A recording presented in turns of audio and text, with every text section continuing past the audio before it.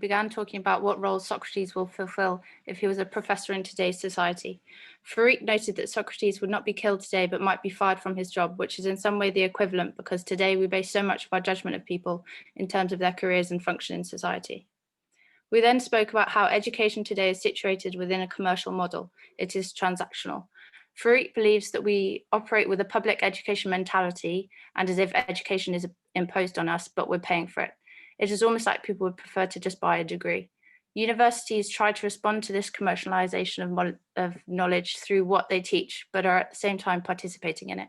This paradox is particularly clear in philosophy, where majors are generally successful but learn to question so not care as much about this supposed success. We then talked some more about Euthyphro. Is that how you pronounce it? How did you pronounce it? Euthyphro? That's perfect. Okay. When Euthyphro condemned his father to please the gods, this revealed a transactional relationship between people and the divine. We link this to the more modern idea that beliefs come from personal convictions. Farik challenged this when he talked about how growing up in Turkey, people are Muslim just because that is where they were born. It isn't about individual choice. He points out that if religion were about individual beliefs, why would people in certain geographical locations generally conform to the dominant religion of that place?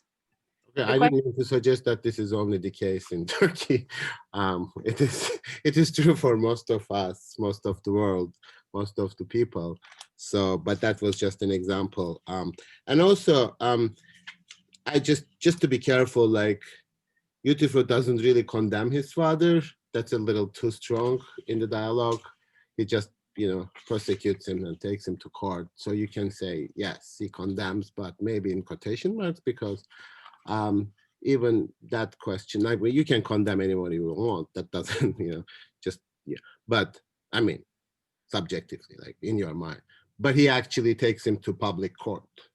Like he wants him to be punished. So I think that's the question of, we have all these concepts, and sometimes you get the impression, oh, we are discussing them, like what difference does it make? How we understand this concept is just a verbal game, etc., which is very misleading, because actually we do certain things in public on the basis of these alleged convictions. So that's really the aspect of philosophy that is here very prominent. So the question of, oh, let's just talk about piety in the abstract might not really be appealing to anybody, or might not have any significance, or might appear to be a kind of purely intellectual discussion. But we make decisions on the basis of how we understand it, and how we make like policies even in the 21st century on the basis of some religious principles or moral principles. So, and you act like, you do activism on the basis of your moral convictions. I mean, some of you, not all of you. Okay. Okay. The question raised in Euthyphro about the relationship between the gods and piety shows that Socrates wanted to critically examine the stories people told about the gods. This doesn't undermine religion, it makes it stronger. This is because if religious faith were independent of critical thinking, we wouldn't be as attached to it. We would see how many awful events religion has caused and dismiss it. But instead we say, that isn't my understanding of Christianity, or those people aren't really Christian, or any religion. We interpret religion so that it agrees with the moral beliefs of our time. Isaac, what do you think? Do you agree? Isaac Brown. Yeah, I'm taking notes, sorry. Do I agree? Yeah, because you brought up this point a couple of weeks ago in terms of, just like being critical of religion and, like what Socrates does, etc. So, so is that convincing? Do you have an argument, or do you want to come back to that? I was just asking to, because it says here, this doesn't undermine religion, it makes it stronger. You had an issue with that, that's why I'm asking. Yeah, that was based on my understanding of religion as basically a formalized set of principles trying to recreate some fundamental value that the original beliefs had. And I think when you individually modify it, you're kind of going away from what the original doctrine was. So in that way, you're almost changing the religion, but. No, that's a valid point. That's an interesting point. So the question then is like, how should we understand historically the concept of religion? Does it just like subscription to certain principles or a way of modifying those principles? So that's a valid point. I mean, is there any true Muslim or a true Christian today?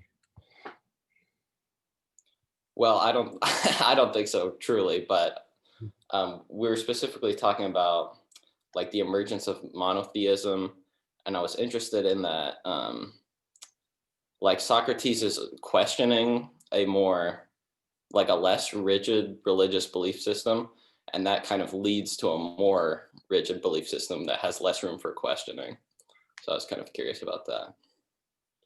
Say that again. I mean, less rigid, but more rigid. Oh, like what? Like I'm saying, like the polytheistic Greek religion was less, or was more open to interpretation, whereas like Christianity isn't. Sure. I mean, it seems like that it is conceptually in terms of the truth, but does anybody else have ideas about this? Any thoughts? Yes, Kate? I mean, I think I get what you're saying about having, Hellenism be considered less constrictive. I think in the idea with that, I mean, anytime you have polytheism, you can kind of shift your favor towards one God more so than the other. Versus in Christianity, well, you have God. I mean, Father, Son, Holy Spirit, and all that jazz, but in the end, they're the same entity. So you really only have one person who you can kind of channel all of your focus into. So I think, going along the lines, it is more constrictive in that sense. I think what Socrates is largely arguing against is like gatekeeping of knowledge and gatekeeping that comes into play by religious institutions of saying, okay, here are these moral guidelines you have to follow to be a true or a good human being. Because being a true Christian or a true, follower of Hellenism is equated to being a good person. And what he's saying is that by removing those standards to being a good person, you actually help more people become good because it's not as hard to be a good person. So they'll keep trying without feeling pushed back upon. So let's think about this for a second. Like what Socrates is accused of inventing new gods. Somehow that seems to be his, at least alleged crime, right? In Euthyphro. So why is it that the kind of prohibition of inventing new gods inscribed into any kind of religious belief? Like, if you think of the 10 commandments, the first three commandments are actually about God himself and saying like, thou shalt not have any other gods and you shall not speak of me like, what is it, like in vain or something. So that notion of like, why is that kind of resistance, even within polytheism, like inventing new gods, like what difference does it make? There are only like how many gods anyway, so what if we have a couple of more? Is that it's corruption of the initial power figures. I mean, you are, and by even questioning that maybe there could be something else, then you seem to underwrite the validity of that which you're already saying is. I mean, to ask question fundamentally requires an individual to re-examine that which they already know. And that makes a lot of people uncomfortable because questioning leads to generally action. Excellent. I mean, that's generally the case. What we are observing with Socrates, and I think that was Isaac's point, like he appears to be doing something radically different. He was doing something kind of against the, as you said, the power structures or the initial power centers. But what he does ends up being yet another configuration of a power source and perhaps even a stronger intolerance maybe with respect to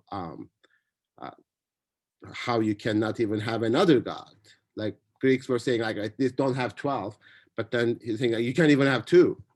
So, and Socrates, while questioning Greek gods, leads to this, while at the same time, and that's really the paradox of critical thinking that we need to be aware of. What you are creating, what you are leading to, might even be more oppressive than what you actually realized.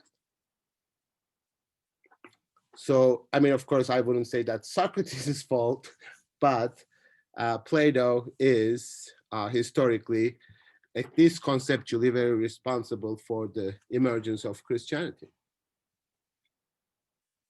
Although the Old Testament or whatever, I mean, we need to be more careful historically, but yeah. Okay. I mean, he's a poet. I mean, and he says that poets mess things up for everybody. So Yeah, so referring to himself? yeah, That's like, it. I like that interpretation. I really do. Like, Plato is a poet, actually. Like, predicts his own chaos that he creates essentially and kind of just makes fun of it. I personally think like everything he's writing could just be satire, kind of just purely stir up people, but that's a take for another day probably. no, that's a really good take, which I mean, I'm going to interpret it a little bit differently in Phaedra, because I agree, like, he doesn't believe in any of those things, actually. I mean, like, the soul is going to, like, be there, etc. I mean, maybe joke is on us or on our tradition, who actually read this literally and thought, oh, Socrates believes in the immortality of the soul. And like, then it sort of like took its own configuration in Christianity. No, that was a great interpretation. I actually like it. And it even makes sense why, if we read philosophy as a way of life rather than pronouncement of truths. And we will see that specifically today, how that separation of death and separation of the body and the soul plays into that notion of philosophy as a way of life for your papers, obviously, but also like it's just a I don't know, not stir people up, but kind of I like the satire or the ironic aspect of it. Sorry, Nancy, go ahead. That's all right. We then spoke about what dialectic means, how we relate to our opposite, and how that opposite is essential to our identity. Farouk gave the example that I am Turkish means I am not anything else. What being a Turk means is informed by a person's idea of what being a non-Turk means, for example, in contrast to what it means to be from the US. The dialectical notion is that we constitute our identity in relation to the other, and so identity is always a matter of opposition. This led us to talk about how religion never had a unitary identity and cannot be completely stable because it is always in the process of dialectically changing in relation to an opposite. Socrates' discourse contributed to monotheism because if the gods love something because it is pious, then this must come from one source.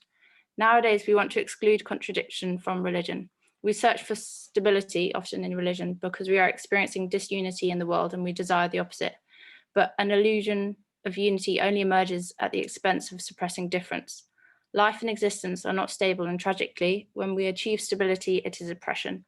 The 9/11 attacks created an extreme unity in the US, but this has in turn caused disunity, for example, Trump's controversial Muslim ban. In the midst of disunity, we want unity, but that unity would be our demise. Wednesday.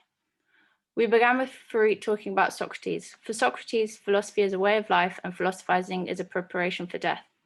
We are not really talking about the historical Socrates because Plato has made him into an idealized figure. Hadot sets up Socrates as being in a paradoxical situation to his fellow human beings. Philosophers are not wise, but rather are lovers and seekers of wisdom. We can never reach wisdom, but among those who are not wise, philosophers are different to other people because they are at least striving for wisdom. So we are better off acknowledging our lack of wisdom. This makes us wiser than other people. Socrates asked, what is it that you think you know about how we should live? Philosophy is important to goodness because it questions, not because it has any quality of goodness. The only good life is the one that questions what a good life is. We questioned whether Socrates is being ironic when he claims to not know the answers to the questions he poses, because he clearly knows better than those supposed experts he discusses with. However, Socrates' aim is to find truth. He doesn't care about proving or disproving anything an expert says. This is why he questions experts, but not in the same way that people question health experts about if we should wear masks. Farouk, that paragraph repeats itself. So what do you want to do? Sorry, I can get rid of it. Okay, no, the first one or the second one, because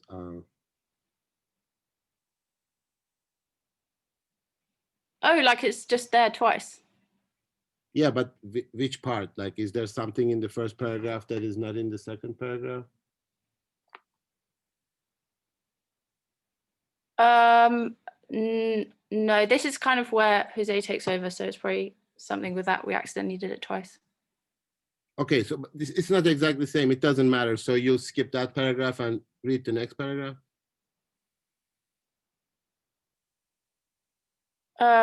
Yeah, sorry, I'm confused now. Well, I mean, I don't know how. I apparently spoke a lot. So both paragraphs start, Faith spoke about how knowledge that gives you wisdom, etc., right? Yeah, but it's copied the same. Oh, it's exactly the same? Yeah, it's exactly the same. Okay, so skip the first one, read the second one. Yeah. Okay. Oh, yeah. Sorry, yeah. Farid spoke about how knowledge that gives you wisdom is not a set of propositions. It is not something that can simply be poured into another person, as we implicitly assume by way of coming to university to gain knowledge and expertise. With this, we return to a topic from Monday's class about the value of higher education. A university education privileges us and helps us succeed, and yet we criticize privilege in society constantly. So what is the purpose? Oh, yeah. And then, oh, no. So what is the purpose of academia? Are we trying to dismantle privilege, or do we just want some people who aren't privileged to also have it and then succeed within that system? Jose, do you want to go from here? No, just continue. Oh, sorry.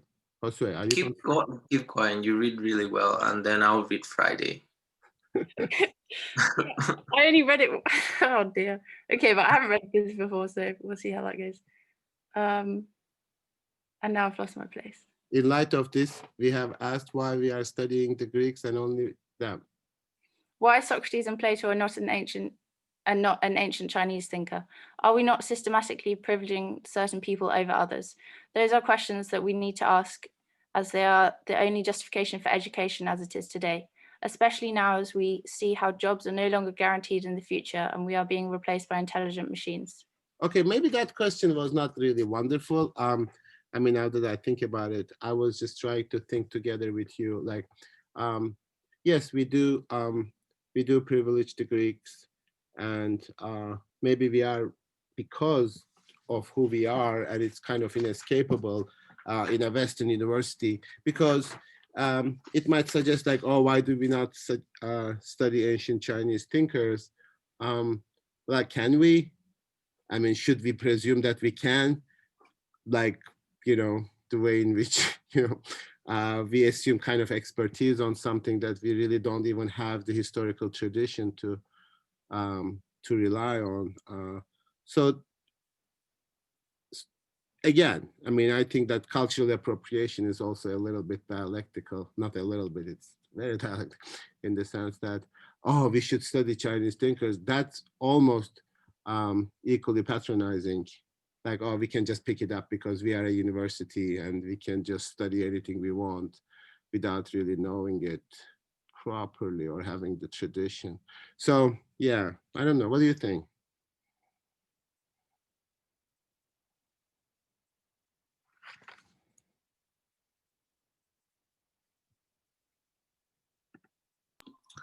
I just didn't dialectical.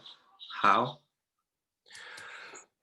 Okay, so Kate, no, I passed an exam in graduate school and on ancient Greek reading skills, but I don't speak Greek, you know, like not modern Greek.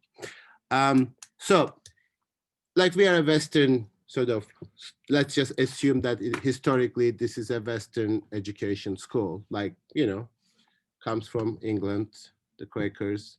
The Earlham is a place in somewhere in, I don't even know whether it's London or something. So our tradition is sort of Western.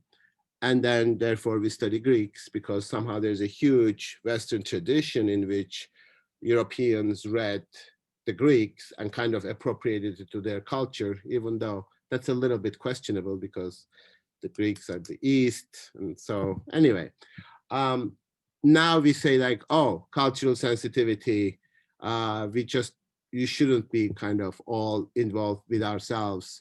We should be open to the other. And so therefore, maybe we should study ancient Chinese philosophy or Arabic philosophy or Egyptian philosophy, whatever.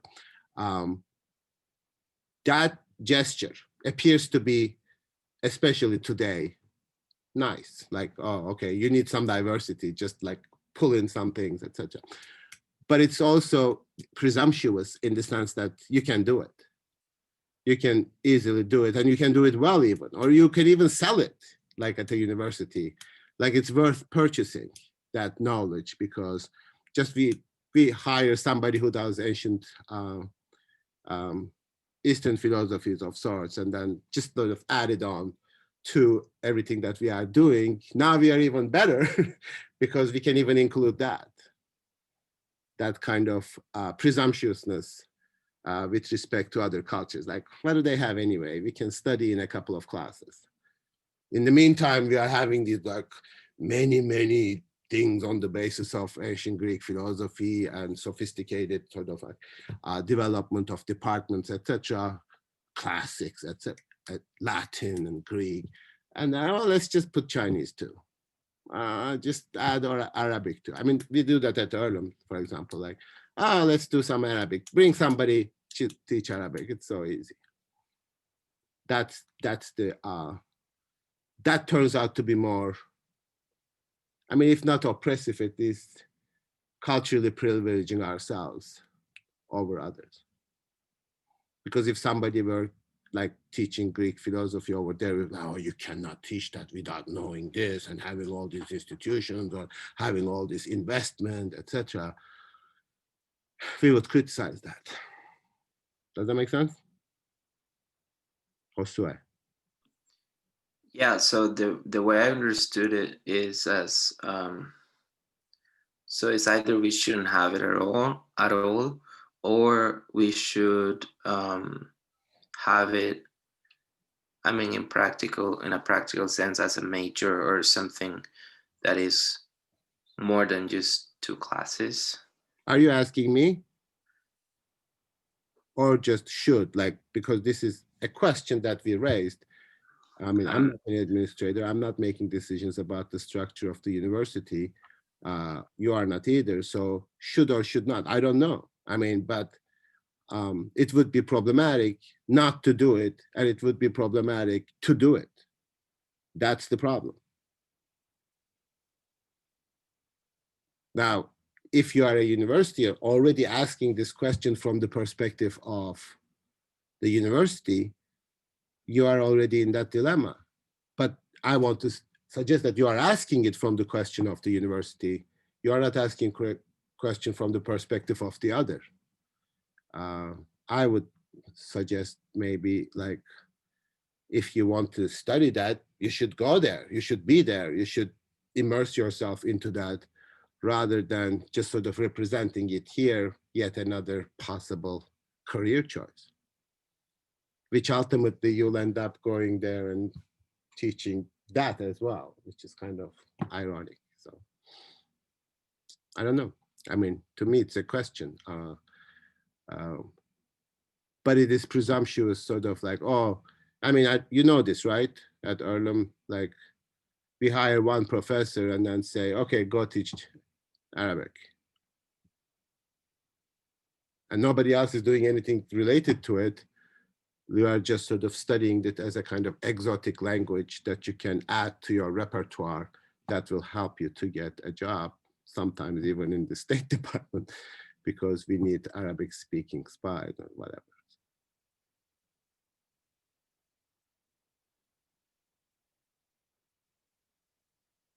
I mean, this is just one example. Of course, Earlham is relatively more thoughtful about this than many other schools that don't even like problematize this.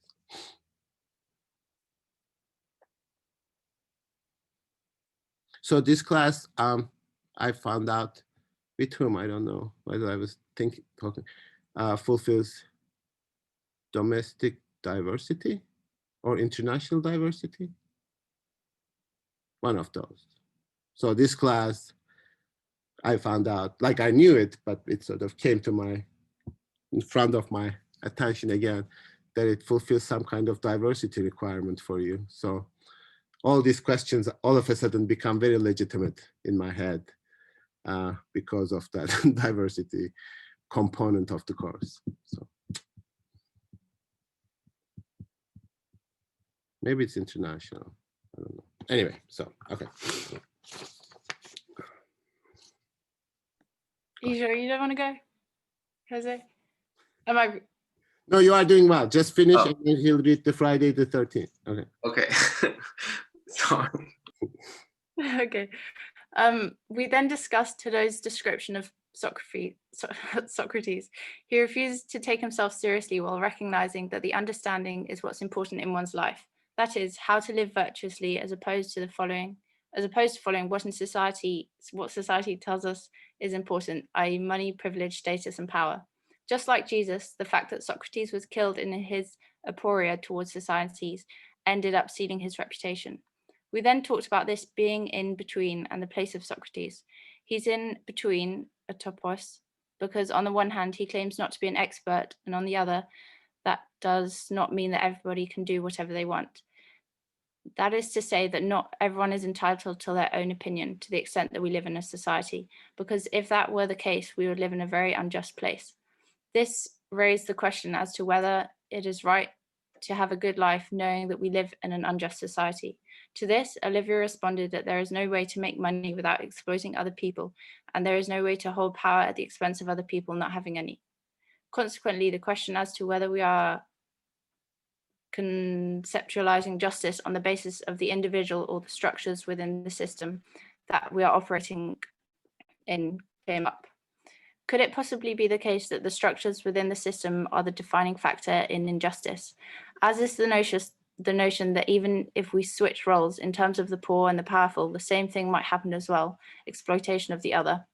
We are very good at pointing out the injustices done to us, but we are not as reflective in the way in which we do injustice to other people. We ended up class thinking about how structural inequality plays out in the world, and Freed asked us to reflect on the question of whether a rural farmer with a Trump sign in Indiana is more racist than Jeff Bezos, taking into consideration the impact that each could have in the world.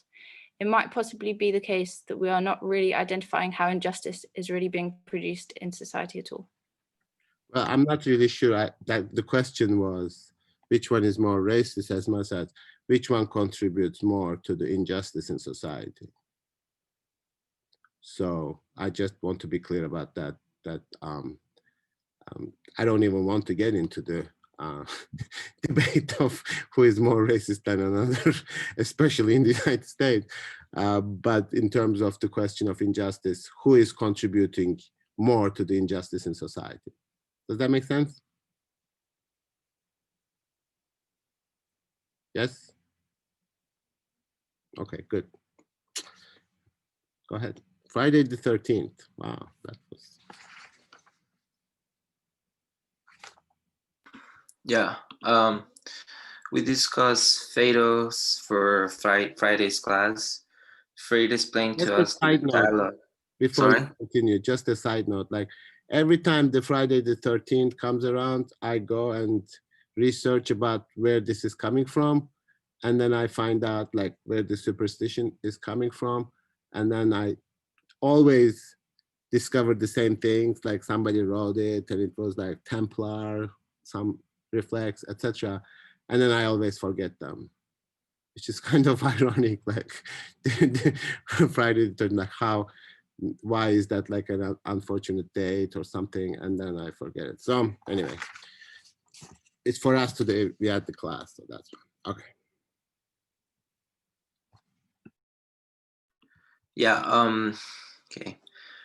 Freud explained to us that the dialogue is not trying to be an accurate representation of what happened, but it's a product of Plato's imagination. Plato even says that he was not there when this happened. He was ill, which makes it a little dramatic. What he's doing, I think, is trying to distance himself from actual claims of what really happened. And in doing so, he's pushing you to consider the ideas independently of the person who behind him. Sorry, it doesn't matter who said it, but what was said and how. We then move on to talk about death and how it's discussed in the text. Plato writes, is it anything else than the separation of the soul from the body? Do we believe that death is this, namely, that the body comes to be separated by itself apart from the soul, and the soul comes to be separated by itself apart from the body? Is death anything else than that? No, that is what it is, he said. Okay. Rather than reading this as a theoretical statement about what death actually is, we might consider this as to how we will live our lives if we were to accept this. The preposition here is that most of our problems come from bodily desires and we can acquire absolute knowledge from them. On the other hand, Plato assumes that truth is to be achieved from the soul. There is a kind of stability and or peacefulness when it comes to the soul as opposed to the body, because as long as we have a body and our soul is fused with such an evil, we shall never adequately attain what we desire, which we affirm to be the truth. It's a quote. Consequently, the question we should ask is as to whether we should avoid our desires in order to attain the truth. That is certainly hard to read in a post-Christianity world where we often tend to correlate bodily desires with hating the body, especially if we read what Plato says about the body and its desires on page 103. Only the body and its desires cause war, civil discord, and battles.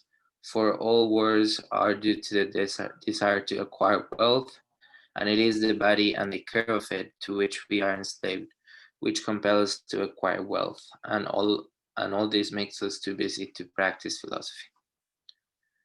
The question that comes from it is that of whether by fulfilling certain desires we are actually creating injustice, i.e. the conditions that allow me to have that pleasure in life are always at the expense of other people.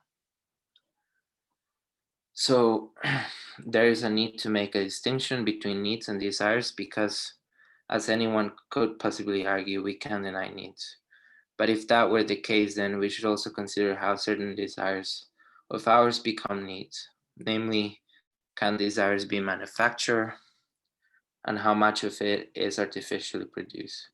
If, for instance, we think about cell phones, we might be able to see more clearly what we mean by the manufacturing of desires and how they are created for us. If we think about movies, the same thing can be said. Namely, what we think we desire is really not our own, but a copy of another copy, and so there is nothing natural or spontaneous about our desires. So they're artificial because we're taught to desire, and if that's the case, then Zizek might have been right all along. Cinema doesn't give us what to desire, it tells us how to desire. Did we really say that? What? Did we say that in class? No, sorry, no. Or you just like added that? Yeah. You are confusing people, right? That's okay. I don't mind, but that's not something I did in class. No. Cool. It just came to mind. Sorry. No, you don't need to be sorry. I just wanted to make sure that I wasn't responsible for people's confusion, but you were. Okay. Okay. I mean, is this confusing? Is it? No? Oh, you are not confused? Well, explain it to me then.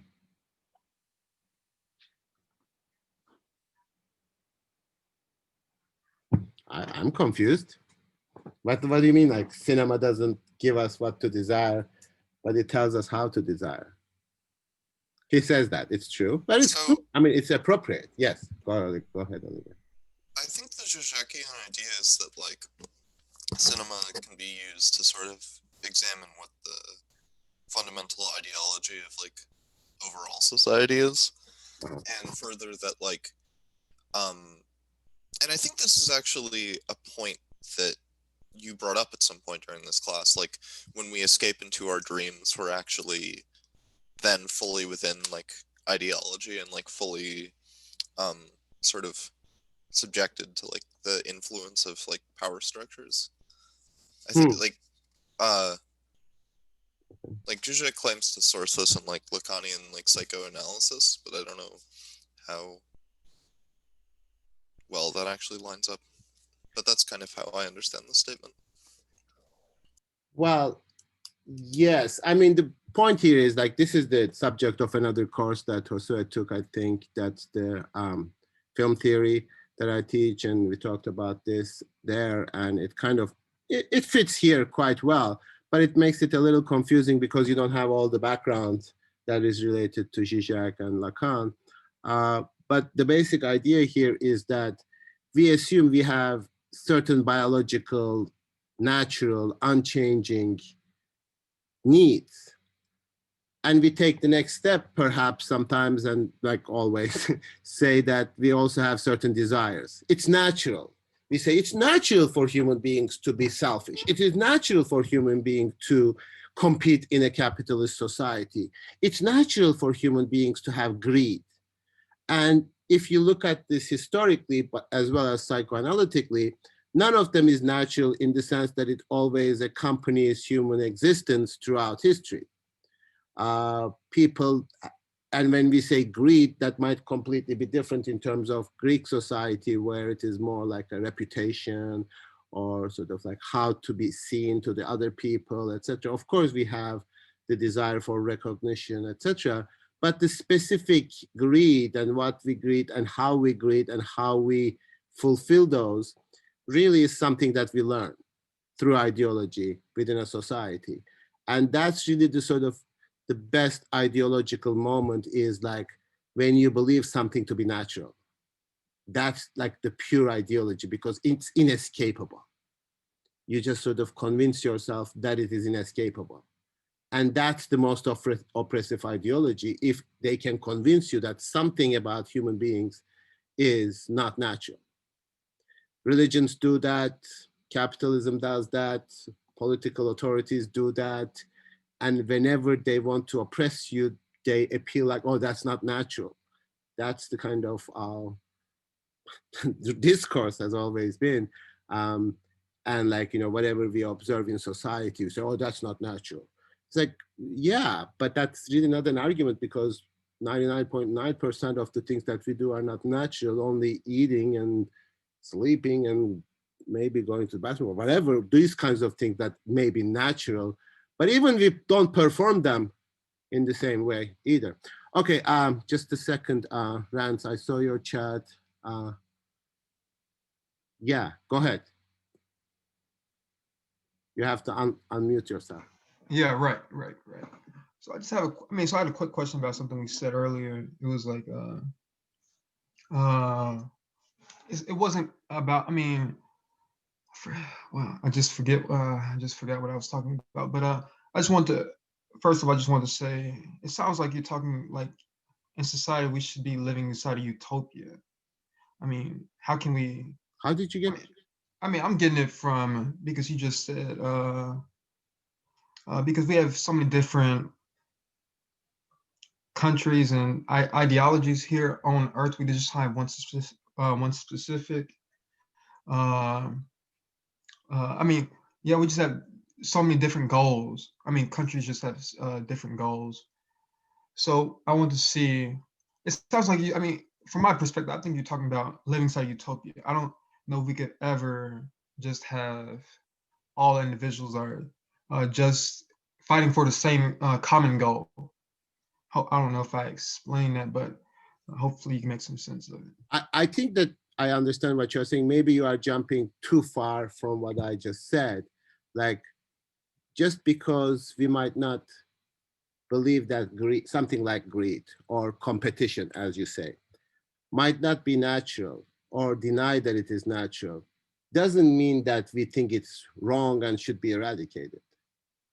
So I think part of the leap that you are making is, yes, certain governments, certain religions tell us what is natural, what is not, and on the basis of that, they try to control our behavior. And that doesn't mean we can just get rid of them and say, oh, all human beings are, cooperation is natural, or we should cooperate with each other. That's equally ideological. That's equally problematic. So I really didn't mean to suggest anything like that. but I mean, this use of utopia is a little bit problematic, but we can talk about that. Go ahead. Okay, I just had another quick thing. So the idea of individuality. I mean, are we ever really truly our actions ever truly individual?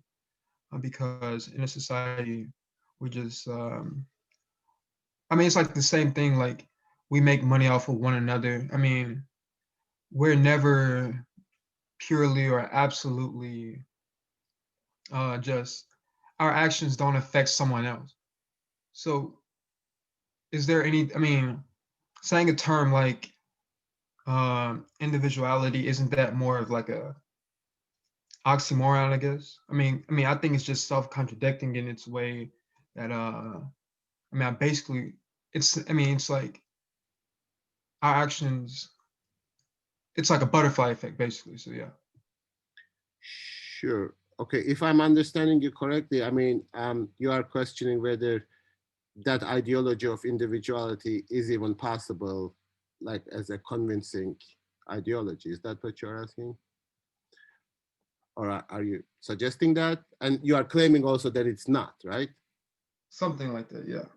Okay, so I mean, that to me sounds reasonable. And once human beings are convinced of that or accept that argument, that would have very specific consequences for our society. So, I mean, the individuality is not really sort of taught at schools and kind of like put into people's heads sort of abstractly as an ideology.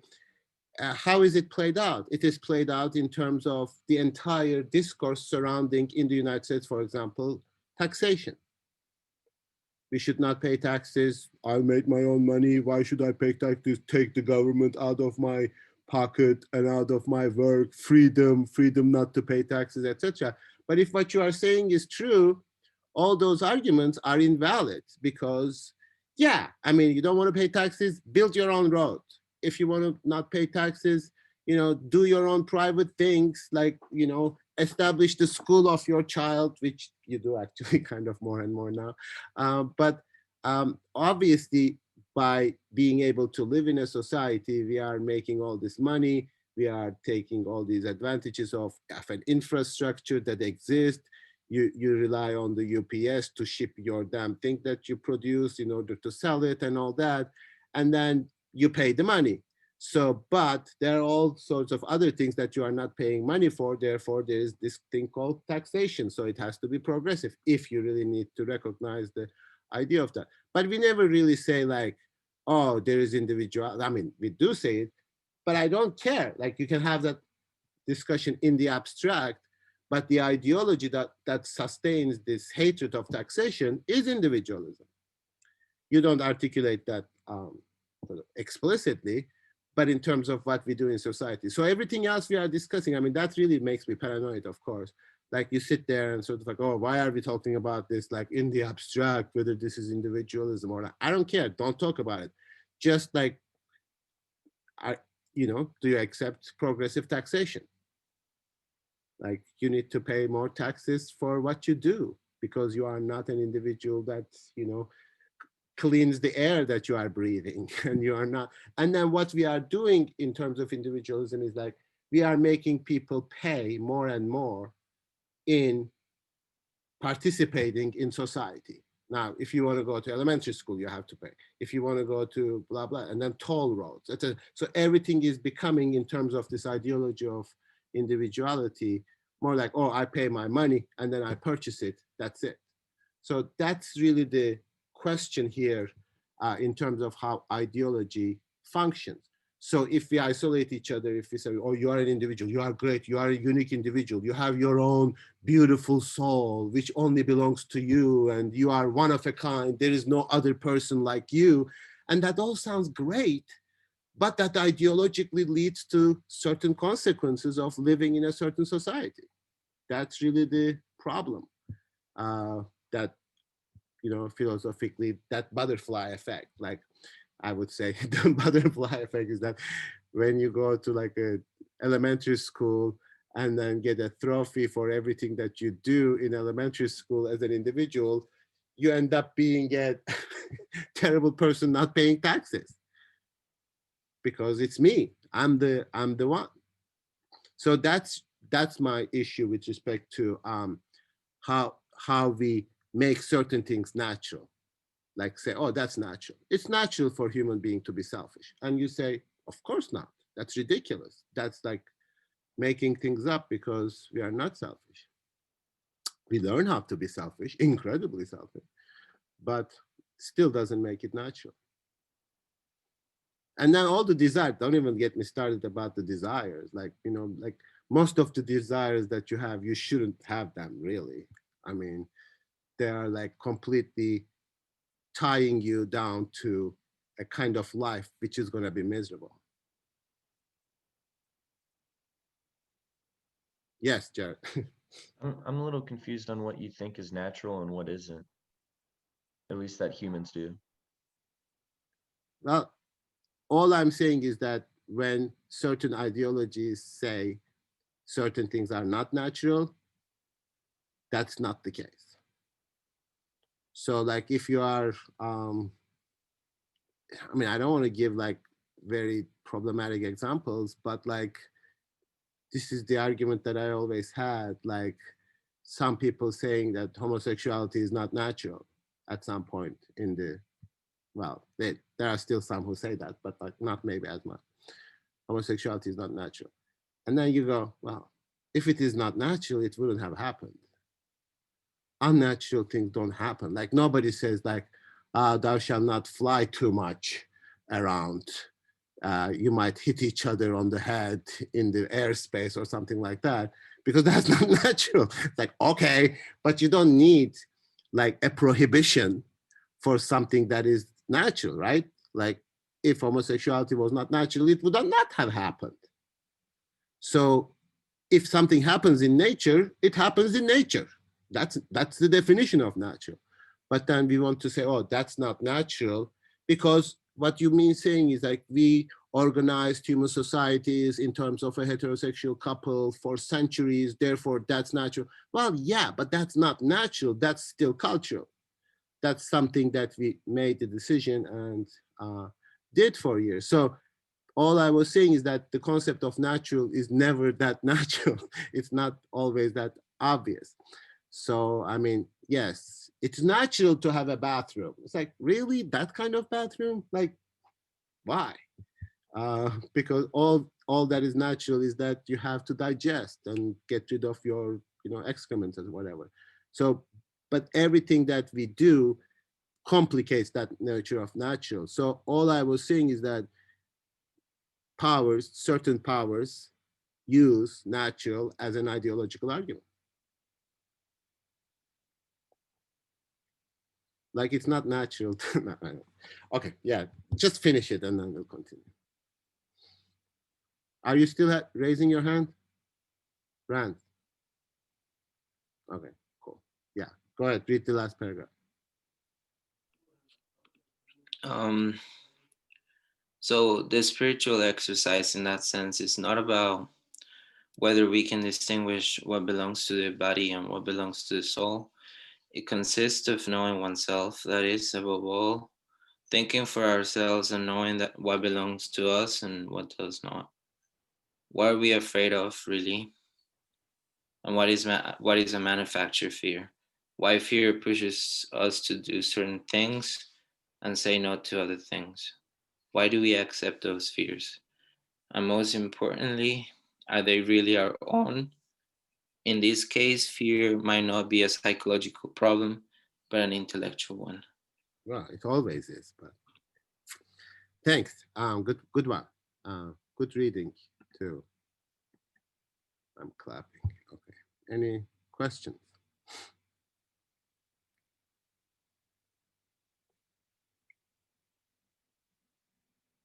Nobody else is clapping. Sorry.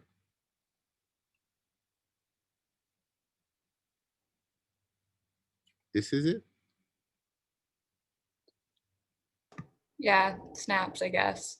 Is that a Quaker thing? Is it a Quaker thing? Are there Quaker? No, this is Quaker, right? This thing.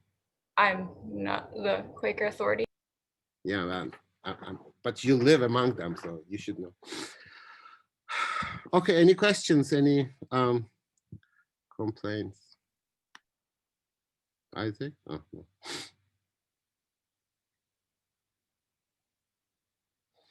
Yeah, I realized we actually talked most of the things that I wanted to talk about in FADA. So I'm just going to leave it up to you in the second half to ask questions about the protocol, the passages that you want to read, etc. So I'm thinking maybe we take like a little bit longish break. I don't know whether we should do the protocol. Okay, first of all, stop this.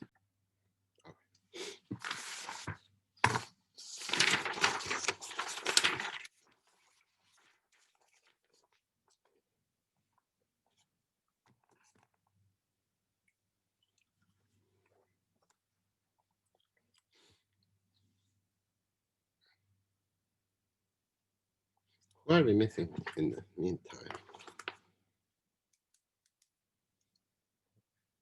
14, 2 people. Huh? Charlie?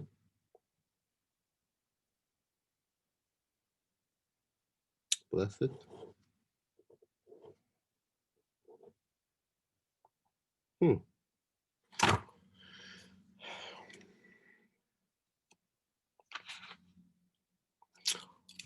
Did you have a chance to look at the paper topic?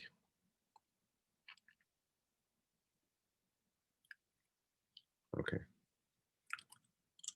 If you in the meantime have questions about the mechanics, so I put it on 27th. That's what we agreed. And if those of you who are rewriting your first paper, that is due on next week, Monday. Email. Yes, Kate. If we decide to do an alternative topic for the second paper, do we need to discuss that with you beforehand, or is like sending you an email with our topic sufficient?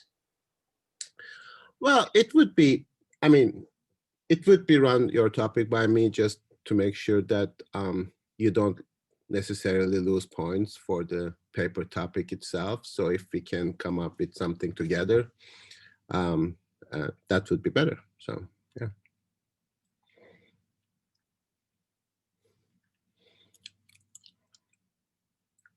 Anybody else? How many of you are actually thinking or will definitely write the first paper, rewrite the first paper? One? Let me see your hands. Okay, I have to count. 1, 2, 3, 4, 5. Okay. Yeah, I recommend that you set up a meeting unless you are absolutely clear about what I just said. I'm not even clear about it. If you're absolutely clear about what I said in my comments, but it would be beneficial to set up a meeting between now and Monday. I mean, not on the weekend, like next weekend, but between now and Friday.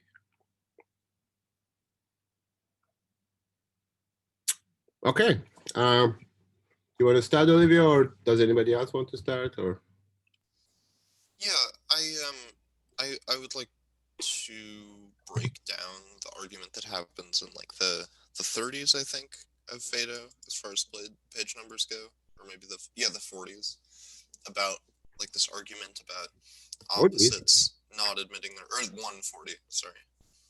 Oh, 140. The 140s. Like arguments about things not admitting their opposites and sort of bringing along things which contain opposites and do not admit opposites and things. So like, I kind of read myself in circles here, reading things like at the bottom of page 141, we have not only do those opposites not admit each other, but this is also true of those things which, while not being opposite to each other, yet always contain the opposites. And it seems that these do not admit that form which is opposite to that which is in them. When it approaches them, they either perish or give way. Yeah. So what I interpreted this to mean was that, like, there are these sort of essential forms that, when a thing necessarily contains, by nature of its existence, some essential form, then that thing can't admit the approach of the opposite, which its necessarily contained form is opposite to. Is that correct? Like, because there's a lot of negations here. I'm trying to make sure I'm thinking about this the right way. Well, something can change from one opposite to the other. I think that's what you are saying. But the opposite itself doesn't, I mean, if it is one of the opposite itself as a fundamental form doesn't change. Yeah. But there's this argument about like things that necessarily contain forms. Like I think the example he gives is like 3 necessarily by its definition contains oddness, Mhm. and therefore cannot admit evenness because evenness is the opposite of oddness, and 3 is not the same thing as oddness, but it necessarily contains oddness by nature of its definition. Okay. Is that a correct interpretation of this That section? is exactly Because the there's- correct interpretation. How does it apply to the soul? So what he seems to say is that like the soul does not admit death and therefore has to be deathless. But I would need to go back to see the okay. So the soul brings along life. Where are So you? life is, this is on page 143 now. Like the argument I think goes that like the soul as part of its very definition contains the form of life. Yes. And the form of life has an opposite, which is death. And so the soul, by nature of necessarily containing the form of life, then can also not admit the opposite of life, which is death. And therefore the soul can't admit death. And they go from that conclusion to the conclusion that the soul is deathless. Exactly. Immortal. Yes. Yeah, that's exactly the argument.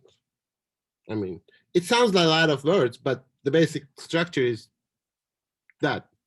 Now, as to whether the soul is actually by its very nature life, or it's like 3, which is by its very nature odd, that's another question.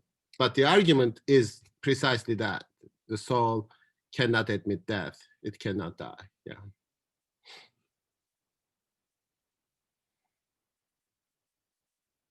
So what do you think about this argument? I mean, are you, like, the question is like, is there any philosophical argument or is there a way in which you can be convinced that the soul is immortal? Like, how do we make this decision or even entertain the possibility, or is it?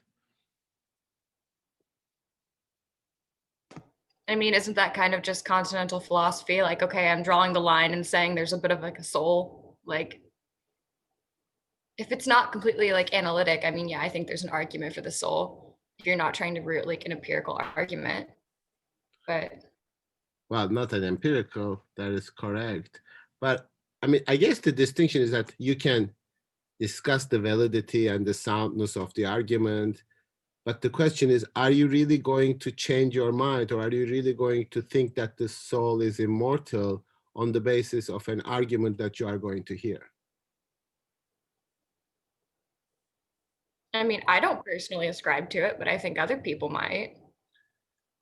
Well, I'm not interested in other people or your conception of other people. I'm interested in you. So will you be convinced? No. I'm interested in each of you as a you, not your perception of other people. So if nobody is convinced, that there's nobody here who would be convinced. But if there is anybody here who says like, after reading Plato, yeah, now I believe that my soul is immortal.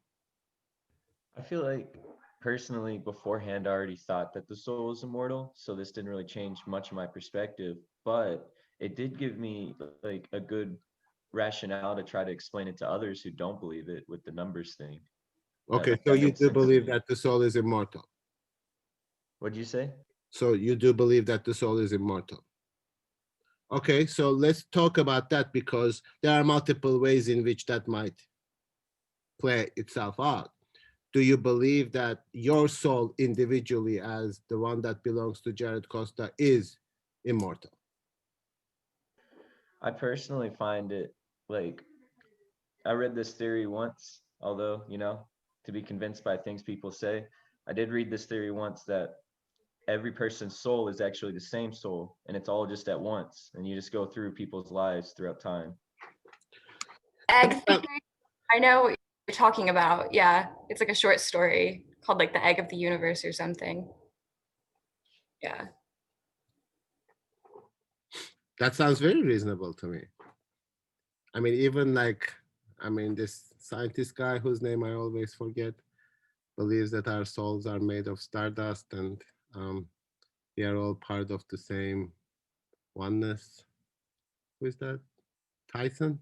Yeah, Neil deGrasse Tyson. Neil deGrasse Tyson, yes. I remember Tyson, but Neil deGrasse is always difficult to remember. But I try to forget him because he has bad things to say about philosophy. So, but nevertheless, I can still quote him. He says like something like Stardust. So yeah, maybe like that, because like I maybe not like imagine like my ghost or my soul like free floating as belonging to me in some kind of personal space to go and be immortal, but there is some kind of commonness.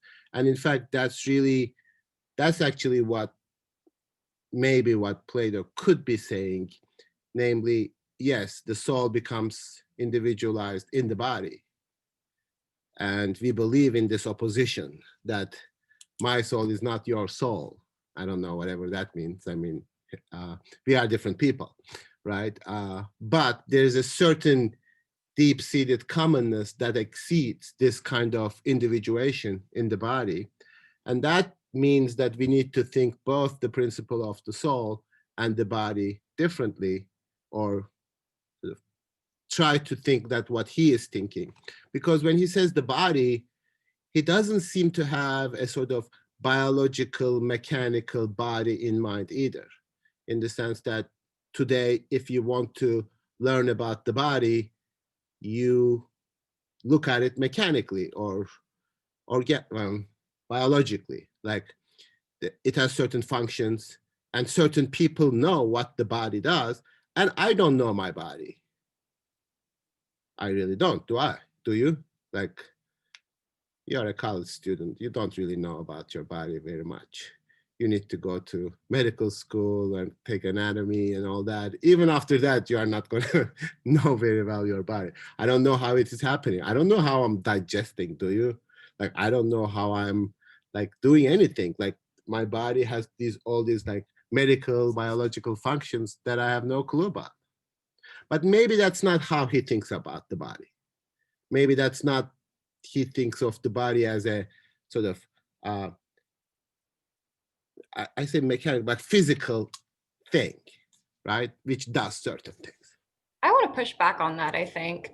I mean, I think Plato has a very strict idea that there is a physical embodiment, both of the soul as it exists in like a higher plane and as it exists in like, I guess, like the physical world. I mean, like to relate it back to like the Phaedrus, for example, I mean, he's got the whole like wing charioteer method of the fact that once the soul has ascended, it's essentially uplocked, but it is in this very structured, you've got the dark horse, you've got the white horse, you've got the balance that's going on there. And eventually it falls down and lands in what is now this kind of fleshy physical form. But there is always, even within that fall, a very set structure for Plato.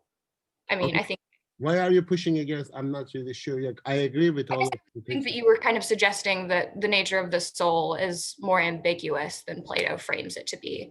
I think that you're kind of framing it as it's something that's kind of loose and less constrained, when I think Plato presents it in a very hard set format of what the soul is and how it exists in different forms and different iterations, and that it's not actually very flexible because it goes through multiple forms, and there are multiple forms it can manifest in, but yet there are set forms that it can go into. Okay, first of all, I think I was talking about the body, but let's just put that aside.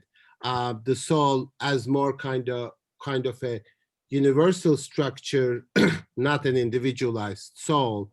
If your argument is concerning that, then that's another question. I was just trying to characterize the way in which we understand the body today in the 21st century, and how that maybe is not exactly how Plato thinks about the body. Now, when we come to the soul, the only flexibility that I was talking about was just that it doesn't have to be an individualized body. The individuation comes, if anything, from the body, not from the soul itself. So it is a life principle which might have all the structures that you are describing, absolutely, but it doesn't mean that it's just my soul as opposed to your soul, because my soul has the same structure as your soul. In that structural sense, there is really no individuation within the soul. Does that make sense? Yeah, what you're saying makes perfect sense. I just thought that you were relating like the relation of how we understand our body as how Plato relates the connection of the soul in the physical form. Yeah, But okay, I wasn't doing that. I was just sort of like playing this kind of simplistic model of how we understand the body today, and the fact that we don't know it, we just gave it over to the, like, I really, like, we love to discuss about like how we have to have control over our bodies, but we don't. I mean, we can make certain decisions, certainly, and we should, but we don't really have that power individually over that body, right? So like nobody performs surgeries on themselves. Nobody knows how to treat their maladies nowadays. You need to go ask for experts, etc. I have no control in the sense of knowledge over my body. Something weird is happening that I can kind of feel, maybe like in the form of aches and stuff like that, but I don't know.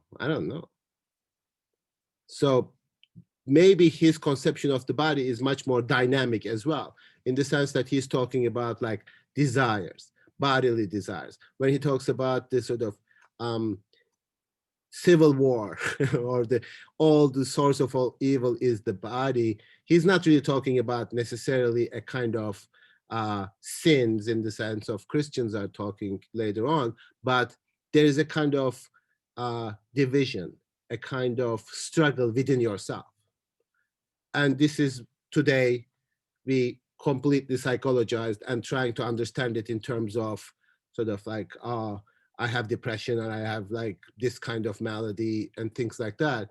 But what is actually is happening is, you know, your individual existence doesn't fit with your desires. So you sort of say, I want this. I mean, most of our tensions come from having a different expectation and that expectation not being fulfilled. So that's what he is concentrating on. So the body always gives us this struggle. And I mean, to me, the most interesting part is like, in terms of what we are and what we want to be. Like you want to, like what you want to be is to fulfill certain of your desires. I don't know what desires you have, but like you need to achieve things. You are not enough the way you are. You have to be smart. You have to be, I don't know, like successful. Obviously, your image doesn't fit into what you think you are, and having all these kind of struggles, right? I am like, how can you not have it? So, and that's really the conception of the body. Yes, Jared. So earlier when Josue was reading, he said that the desires basically came from like our culture, right? And now our desires are coming from our body, and our body is what makes us individualistic. Well, okay. That's a good question. It doesn't come from our body as a physical thing. The body here perhaps represents something like individuation, me as opposed to you, or me as opposed to me that I project as a different kind of soul, right?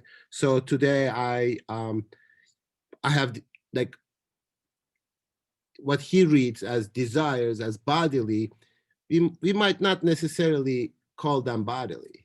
Like that's a much more of a social today, much more social and cultural desires, like, you know, greed or I mean, even obviously in the Greeks, they have that kind of social aspect of it. But most of our desires, what we desire, we don't really desire it. We just learn how to desire it.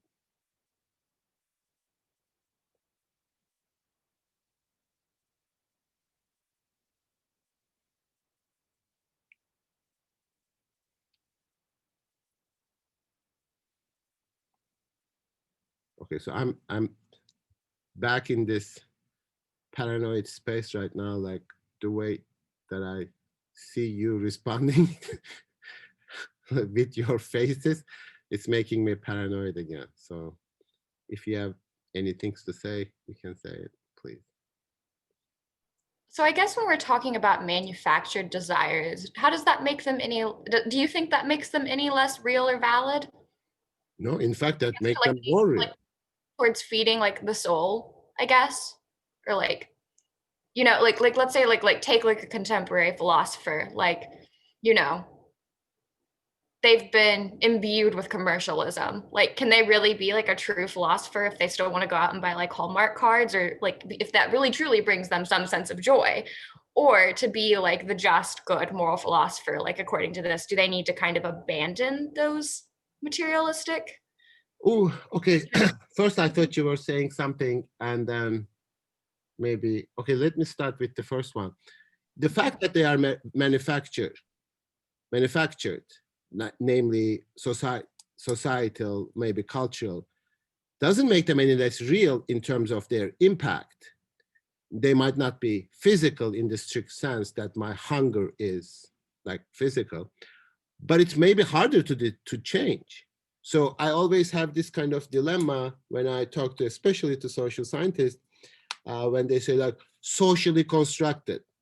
There is this belief at the back of our heads is like socially constructed is something that you can just reconstruct somewhere else because it's just socially constructed. As opposed to the natural, which is, oh, you cannot change that. That is kind of physical. I would argue actually it is probably easier to change physical things than to change manufactured things. It is much more difficult. I mean, I can cut the trees, destroy the world, and think everything that appears to be natural much easier than societal expectations, for example, in terms of its impact on my life, in terms of how it determines my reality. So this kind of manufactured, I never really mean manufacture as fake or not effective or not sort of real or anything like that. It is sometimes even much more effective, like cultural things, it's much more difficult to change. Like, you know, you can destroy the world, but you cannot get rid of certain taboos within society. So I wasn't suggesting that. Second of all, I think the question here is like, of course, I'm setting that up, asking the question for us. So what this performance is. Maybe this is something what Rand said last time, and I didn't pay enough attention.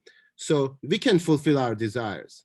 We can be successful. We can be whatever, like in society and make money, etc. But that's not the philosophical practice according to Plato, because by fulfilling those, you're actually becoming more enslaved to those. So by being successful, you are actually more tied up to that. So when Rand said, is that total freedom, which actually ends up in death? Exactly. So it is kind of becoming free from these entanglements in society. And it's not like a zero-sum game in the sense that it is either you do it or you don't do it. It is a practice. I mean, the nature of practice is that there is really not a categorical sort of leap. Then you just sort of put the label like, oh, now I'm a philosopher or something like that. Like, you know, I get, anyway, so I was thinking about this, like even the word philosophy, by suggesting that there is something beyond practice there is misleading in the sense that, you know, you became a philosopher, you get the label or something like that. No, you can only practice it. That's it. There is really no kind of, oh, now you got the label that you are now a philosopher, or what you are doing is exclusively philosophy.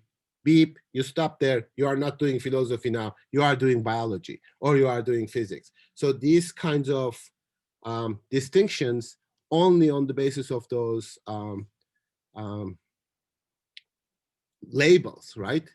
So what he is saying is that when he says it's a practice, I don't think he's trying to define himself as a person. I mean, he does that a little bit in Apology as taking part in this practice, but that kind of separation between the body of the soul that he is exercising. And the soul here is really, the body here is really the kind of physical desires and needs, not your like eating or something. Yes, Olivia. I think I'm struggling a lot with the body-mind distinction that we're making and the one that's made in Phaedo, because when I read Phaedo, I interpreted the bodily desires in there as very much physical. Like, we're Sure. hungry, it causes us to make bad decisions, you know, we sort of lust for wealth, whatever. But then we're also talking about these societally imposed desires that we either follow or attempt to reject and move our focus away from in order to separate the soul from the body and move closer to wisdom. So in this conception of body that's put forth in Phaedo, are we basically marrying these physical desires with societal desires and then separating the soul from both of them together? Or what are we doing here? Okay, so I am pushing a reading that doesn't really consider physical bodily desires as the problem or the needs. Like, you know, Socrates still eats, still drinks. Like, it's not being a philosopher not to eat.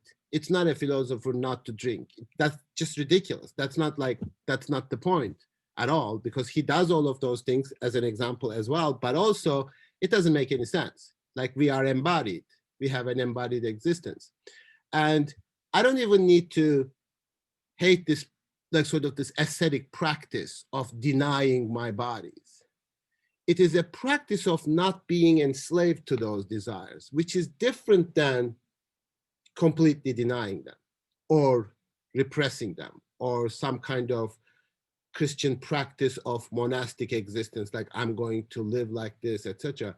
It is really that exercise in which you separate who you are from those, not just like by not doing them.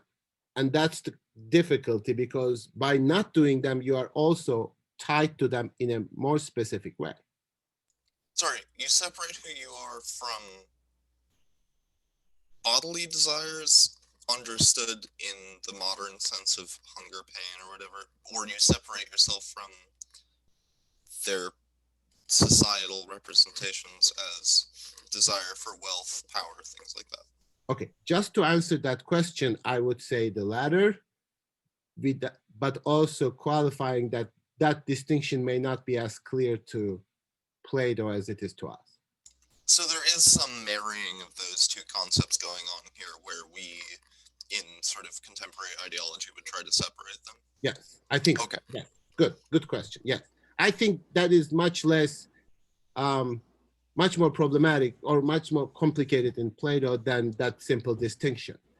But if that distinction helps, just that's fine. I mean, I'm not gonna like tell you to forget about the distinction that you have in mind, but for Socrates, and it doesn't really make sense to like, because, you know, in the person of Socrates, who can like drink more than anybody else and can still continue in symposium, like he's like drinking all night and still talking about philosophy, doesn't mean like you need to like not drink, right? Whatever, I can do that. Okay, well, let's try. That'll be good one day. Yeah, Kate. And then Rance, yeah. Yeah, so this jumps to something that I also wanted to bring up within the text, kind of the idea of dealing with bodily desires. Does this relate to like Socrates' argument like against the philosopher killing themselves and committing suicide, when he says, "Then here any man who has the spirit of philosophy will be willing to die, though he will not take his own life, for that is not like that is held not to be right," is the reason why like the principle of not denying things, but not enslaving to yourself, then why it's held not to be right to kill yourself. I think so. Yeah, that's a good observation. Yeah, absolutely. I didn't fully understand his later articulation of that point, but I feel like what you've said sums it up nicely. Yeah, so that just like, oh, just kill yourself, then you are absolutely free. No.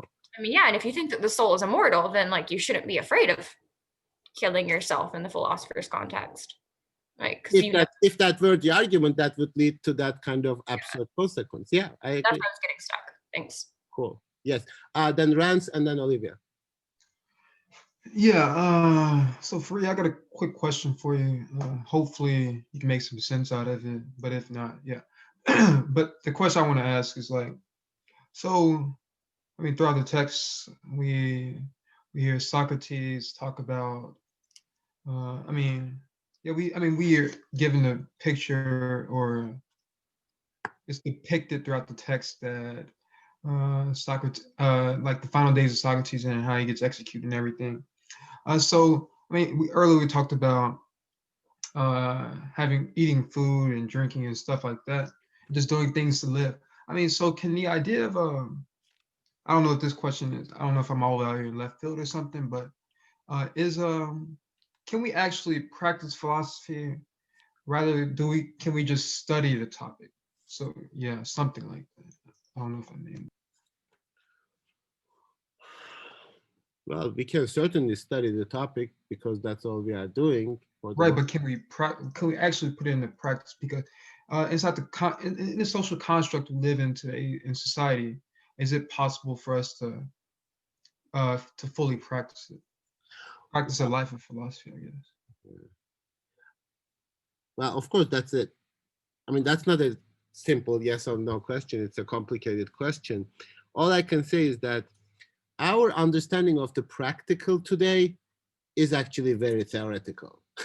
This is my issue. Like, people wanting to be practical application, people asking and demanding practical application are actually demanding very abstract things. So how do you put this into practice? Well, of course you can't. If you think of it as a totality, it either happens or doesn't happen.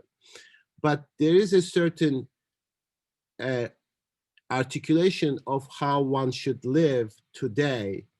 And that practice is not a categorical practice. You either do it or you don't do it. So if you are going to ask to me, is it possible to be a philosopher today? I would say no, because that's a categorical claim. But if you say like it is possible to practice that whatever Socrates means or Plato there in terms of the separation of the body and the soul without being sort of Christian and believing in like individual soul, etc. Yes, it is possible, because it is possible if you do it. That's practice. That is the sort of, but practical doesn't mean like give you a precept of this is how you can do it. So therefore it is complicated. Like, you cannot make a sort of self-help group out of philosophy. You cannot make a kind of like cult in which like now we are all practicing the separation of the body and the soul. That would be precisely reading this activity as a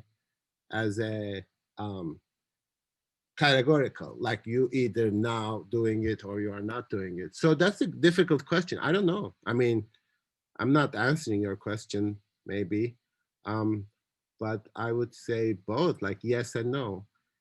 We can only study philosophy today, but there are certain moments in which philosophy becomes, to me at least, something that, oh, this is life. I don't want to do anything else.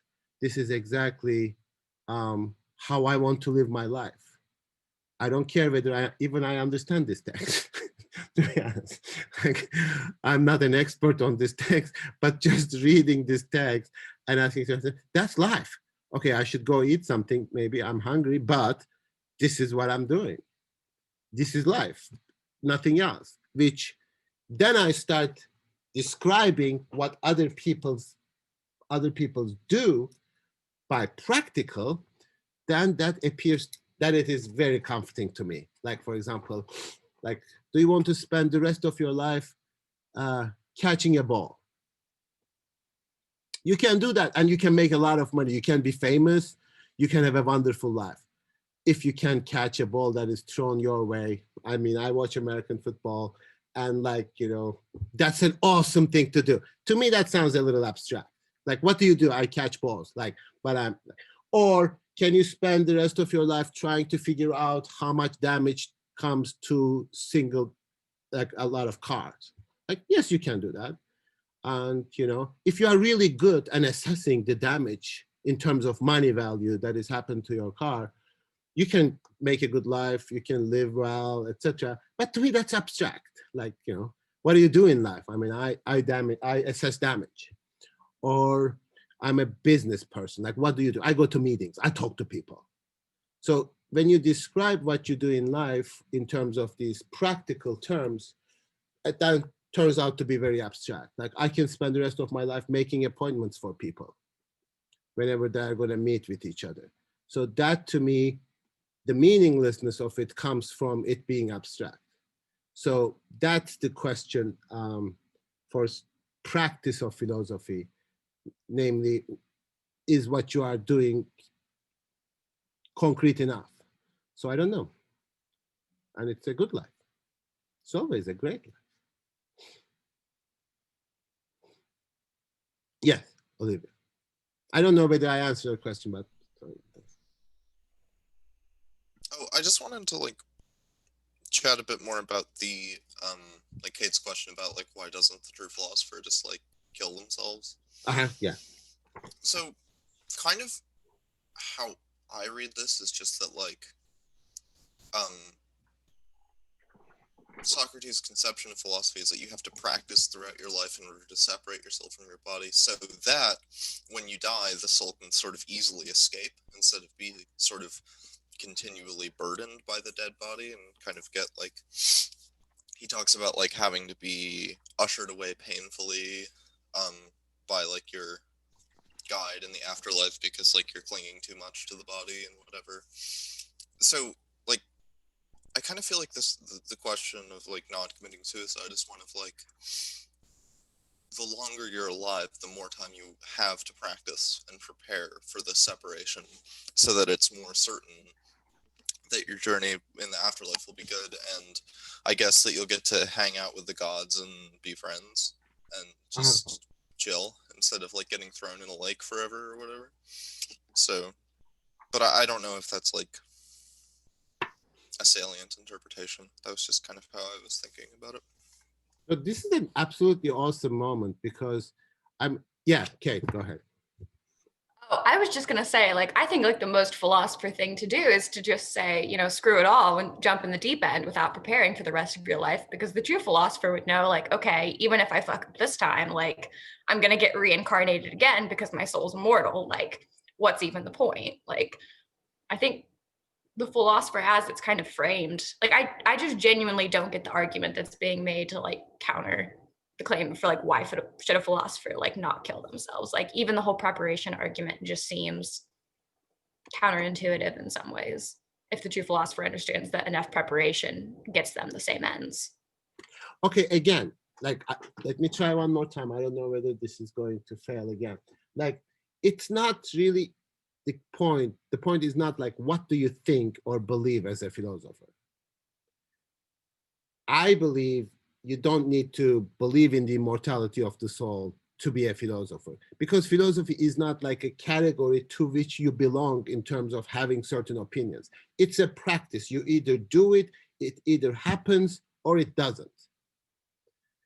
See, this is sort of ontological shift that I want to talk about or bring about. Namely, for example, we talk about democracy in the same way. Like, are we democratic or not? And it's categorical. Like, is the United States democratic? Check. Is the other country democratic? Uncheck. It is nothing but the practice of it. You are only that as long as you are practicing of it. The moment that you are not practicing of it, you are not that, because this is not a category. This is not a property.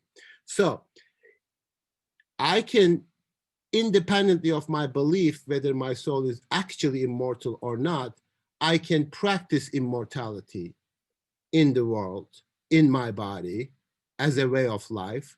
And as to whether I will be like rewarded for that, like reincarnation or something like that, I don't even think that Plato believes in any of those things. I don't think Plato himself really thinks that his soul is going to come back.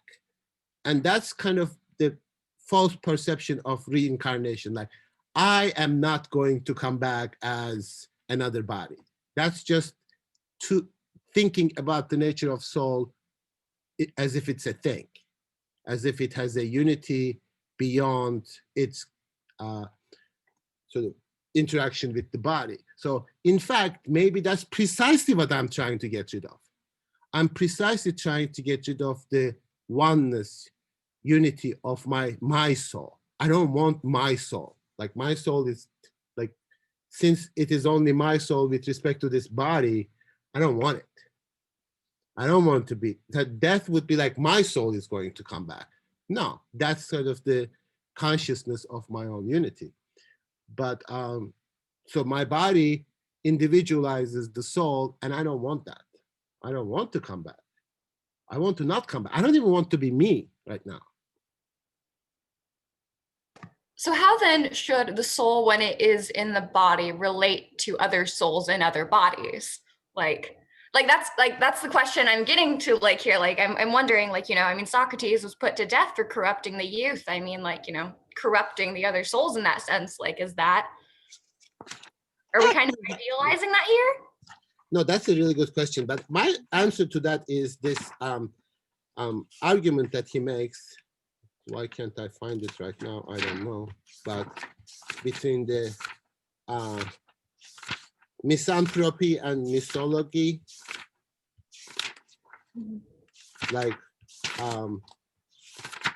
like people who don't like, that we should, misologues, people who hate arguments, and then misanthropes. Misology and misanthropy arise in the same way. Misanthropy comes when a man without knowledge or skill has placed great trust in someone and believes him to be altogether truthful and sound and trustworthy. Then a short time afterwards, he finds himself to be wicked and unreliable. And then this happens in another case when one has frequently had that experience. So to the point, why do we hate philosophy? Why do we hate? Because we think something and we believe that, and we put our trust in it, and then we organize our lives around it, and then it betrays us.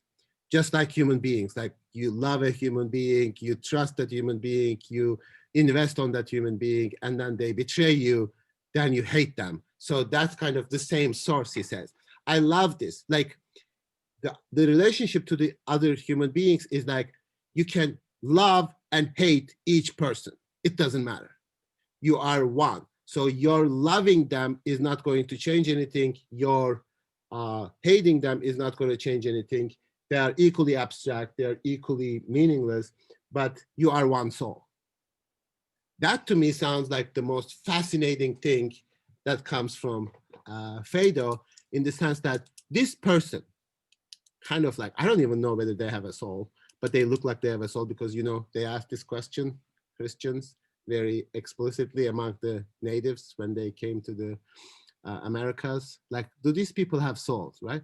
So now you look at certain people, maybe depending on your political ideology, and then you doubt whether they are rational human beings, whether they have a soul or something like that.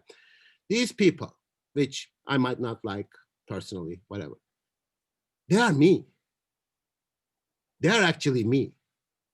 They are as much part of that soul as me. Live with that, practice that, be capable of understanding that with respect to the existence of human beings together. In the sense that my soul and their soul have something in common in such a way that I think that they are the furthest thing that I can ever imagine in terms of my existence. That to me is the interesting philosophical question. And it was a great question when you asked, like, how do we relate to the other souls? Mm-hmm. Like, yeah, I know it's gonna sound cheesy, especially in the United States, especially in the 21st century, where like we discover these others who we absolutely hate from all sides and construct our identity in terms of opposition to them. But what if I say, well, their soul is my soul too? I mean, there is something that my soul is a part of in which I absolutely hate. How can I live with that? What do I do with that? That to me is much more interesting in terms of this one soul. I love this idea of one soul, not because, oh, let's we all be friends, etc. No, absolutely not. There's something that I'm part of that I absolutely cannot accept. That to me is a very interesting ethical question. How do you relate to the other souls? It's like, yeah, just try to make them your own soul. Try to acknowledge that this person that is absolutely atrocious is you. Yes, Rance, I'm sorry. Go ahead. Hey, so I just got a quick question. So yeah, I think something I'm thinking that, I mean, since we're all related, I mean, we can basically say we're all basically related, and to a degree, basically. Okay. So does that mean that individuals such as Adam and Eve were always corrupt? I mean, because we come to, I mean, all right, so okay, so let me. I'm not saying this is the. No, I'm saying this. I mean, so I mean, let's start with Socrates. All right, so I was happy with Adam and Eve. so I mean, it's gonna be hard to explain, but let's go from here. Let's say Socrates was actually corrupting the youth. I guess let's say that, but then let's go back and say his mother, his father. I mean, so going all the way back from there, could we say that that corruption had to come from somewhere, since we're all related, basically? Mhm. So are we all just corrupt? I mean, I don't know if that's making any sense at all. So, yeah. Well, I mean, a way of asking your question is in terms of Christianity, for example, people ask this in terms of sin, like where does evil come from? Given that we participate, let's just say that universal soul is good, but how is it possible that we have evil and sin in this unity? And it's not my interpretation, and I think Christianity itself tells the story of Adam and Eve as falling. Like that's the original sin. Like I mean, if I know the story correctly, they say don't do this, and they do it. That's why they are the terrible sort of fall in the story. But the question here is that I'm pushing it like, if there is like one soul, even there is like one God, or even like Kate's question, how do we relate to other people? Now, I cannot say, oh, we are all human beings, we are all one and the same. Why don't we just like love each other and everything is wonderful? That would not be realistic or even like meaningful, because I construct my identity in my own body with respect to something that I will absolutely not be, the other. I will not be that. The challenge philosophically is that how can you think of yourself as a part of something that you absolutely despise? Absolutely, this mythology and misanthropy. I mean, I am misanthropic. Like, how can I like this person? How can I even imagine that I have anything common with this person? And not ask it in a sort of abstract way, like, oh, we are all sisters and brothers or whatever we are, but like more like this person is me. This evil that I see in the other people is actually me. That is perhaps like what 20th century people, philosophers in terms of the alterity, the question of the other, try to bring about, because that's really the most kind of compelling ethical question. Because life is always very comfortable if you isolate yourself from the others and say how terrible you are and how wonderful you are. That's how we live. That's great. Like, you know, I'm this and those are like stupid and blah, blah. And the philosophical practice, maybe in the way that Socrates is talking about, is like, how can I think of myself as a part of that which I consider to be horrible. So do we always have this? So I mean, is this Socratic thinking inside of all of us? Basically, I mean, we could make that argument as well. But that, yeah, I mean, sometimes I think like, okay, certain people can never be philosophers. They are just like lost cause, I think. Again, I don't know. I mean, that would be, Socrates speaks to everybody. He doesn't sort of say, oh, Euthyphro, you're an idiot. I'm not talking to you. He doesn't say that. I mean, he just like, but he's also like only talking to Greek citizens in Agora. So he's not talking to, you know, Egyptians and to barbarians or something. Yes, Kay. I mean, but Plato does historically, like across his different texts, like while he says that everybody can hear the word of Socrates, like not everybody can understand it. Not everyone can like internalize, I guess what you want to call Socratic thinking as Ryan's referred to it. I mean, what's up with the allegory of the cave? I mean, some will reach the light and some will be stuck in the shadows forever. And But he doesn't give me a criterion of how that happens. I mean, I don't have that answer for you, Fareed. Oh, okay. I Like, don't know, maybe. at least not now. I Okay. mean, you're the one with a doctorate. Sure, they don't teach you. Like, they don't teach you that. So, I mean, in Plato, that's sort of that idea of turning around. Like, how do you turn people around? Beyond that, how does the first person turn around? And, you know, that moment in which like you are going to turn to the philosophical.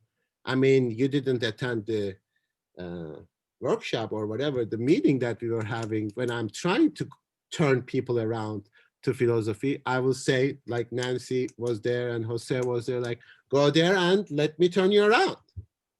Well, I don't think I need to be turned around, but In I general, mean, that's not why I I'm saying. didn't show, but I'm just saying, like, I mean, but I think while I don't have the answer for it, perhaps the more I think about it, I mean, Plato is kind of suggestive that like death and then the reincarnation of the soul into another body may be the only way that it can kind of, you know, achieve that kind of, I mean, then of course, like, you know, the soul will leave one body and then it'll lose its philosophical Socratic thinking, internal dialogue, and then start anew. I always read that metaphorically. I can never read that literally, that reincarnation. I don't know. I'm too much of a 21st century for that. That's impossible for me to read. I'm not saying that I read it literally either. I'm just saying Plato, as he presents it, assuming that he's presenting this grand theory of existence and that it is not like all just completely satire, like seems to suggest that like, I mean, like go back to Heraclitus, like you cannot step into like the same river twice. I mean, like the body and the soul itself, like is always kind of perpetually reaching that state or that moment in the present where they have kind of become a Socratic thinker, but then in the next instant, as they move along, they've lost it and they're perpetually lost in this process of becoming and then unbecoming and going back and forth. I like that. That's good. Okay, cool. Yeah, no, that's pretty accurate, I think. So you can't really be a philosopher, and sometimes you dip into a river that there's a moment, philosophical moment, and for the most part there isn't. Yeah.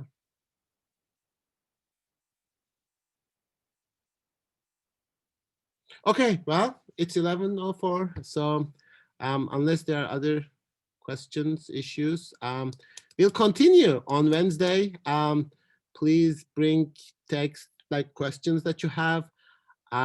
It's your class. I mean, it's always your class, but Wednesday and Friday you are going to do that. Yes, Rance. Okay. All right. So I'll see you on Wednesday.